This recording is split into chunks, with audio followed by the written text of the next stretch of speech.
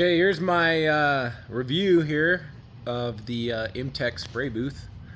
We ordered this and it was delivered within, I don't know, 7 days, and it actually was a custom sized booth.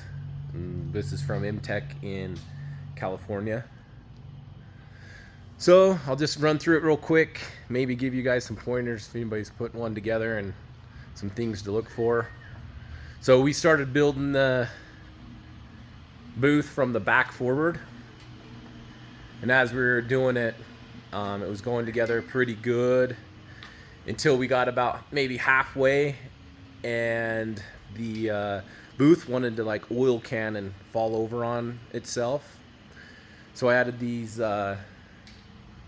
cables, just put them straight up to the ceiling, to the red iron. And not only does that help keep it square when you're assembling it, but it also keeps it strong. So when I'm going to add some unistrut on the inside of the booth so I can hang a bunch of parts, so it'll be pretty stout.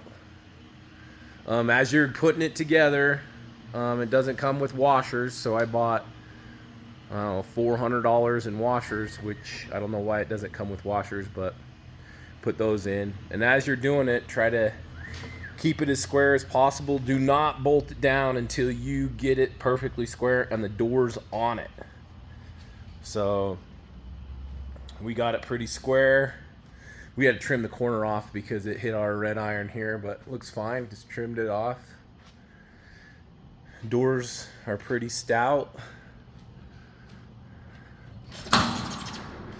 One thing that I didn't like that came with the booth was the garbage seals. Just throw those in the garbage. They're absolute garbage. So on the inside of these jams, we used a bulb seal. Just slides on, just a friction fit. The bottom seal that came with it, we actually used that. It's actually a pretty good seal.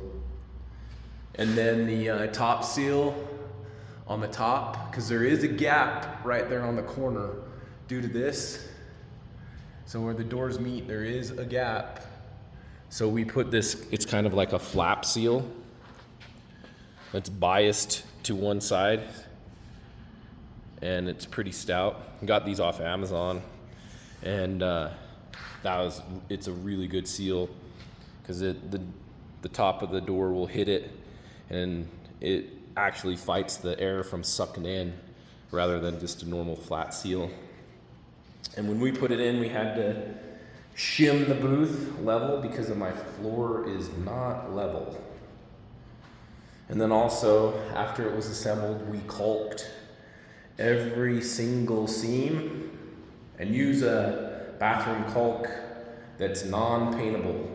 Do not use the paintable garbage. Use like a silicone-based like caulk. And then when we put the glass in, I actually used a better seal for the glass. It's just a flat like topper seal from, actually that was just from Home Depot. It had a little bit more compliance and like a little bit more rubbery. It wouldn't decompose with time and light and heat. So I put that seal in, and then after the glass was in, we siliconed around each piece of glass.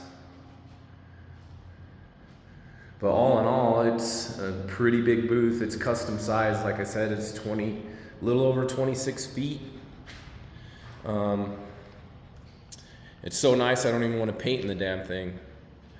We put the penetration in for the air and just got a regular 1-inch seal. This is the rapid air stuff. And then the RTI stuff. I did 2 pre-filters before the RTI because it'll make these guys last years for how many cars I paint, which we don't do too many. We're not a collision shop, we're a hot rod shop, and we're not looking for volume, we're looking for quality, so not collision. So a lot of people complain about these lights clips. These are actually M-Tek's light clips that are cut in half. So I cut them in half, I used that same little rubber seal as I did on the side of the booth that I trimmed off. It's just like a door seal, edge seal, door edge seal that's white. It's pretty rubbery. So I cut them in half.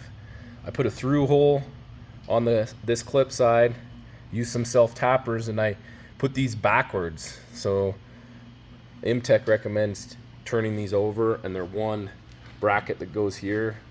I would not do that. It does not seal. It makes the light bow in the center. So cut those in half, put a through hole to fit your self tapper, and then self tap them in, and it's gonna wedge in, and you can see those lights are wedged in there hard, pushing that glass against that seal, creating a really good seal. I don't know, it's pretty good way to do it, and they're in there tight. So I recommend doing that. And then before you put your doors on, make sure you try to get the booth as square as possible. Like I said, this one we used a sticky bulb seal with 3M adhesive on the back. A lot of people have problems with the door not sealing. Put the door on after it's square, and then square the wall again. Make sure it's square. You might have to kick the bottom out. So when I got the doors on after I thought it was square, there was a gap on the bottom.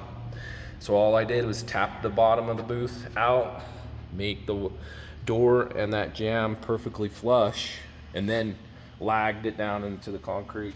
They're just 1/4-20 little concrete anchors, and I think we used 8 total on the whole entire thing. So, and then I recommend make sure you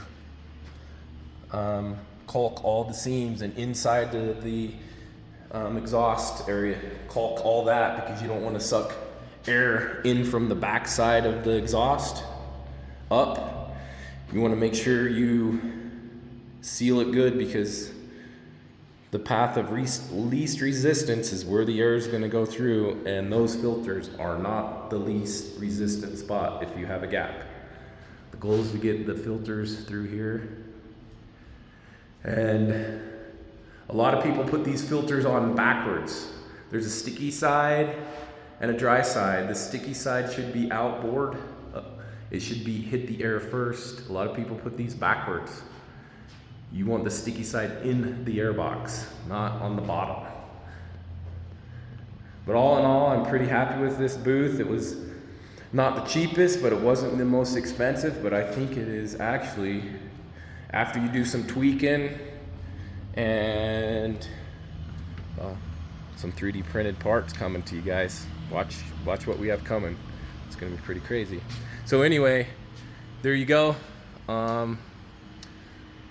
Everything is ran, the exhaust is cut. That was kind of a pain in the ass to cut a hole in the roof, but I would not do that at first.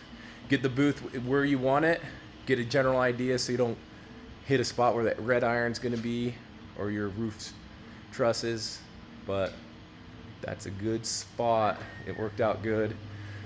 I just ran a double pull switch and for my fan and a switch for my lights. I did not run their electrical box, which maybe I should have for thermal issues, but I think the breaker will trip before. If I have issues, I'll add their electrical box. I did order it with the kit. I did get the LED lights upgrade with the kit. So yeah, if you guys have any questions, feel free to ask. That's the quick summary of the M-Tek booth.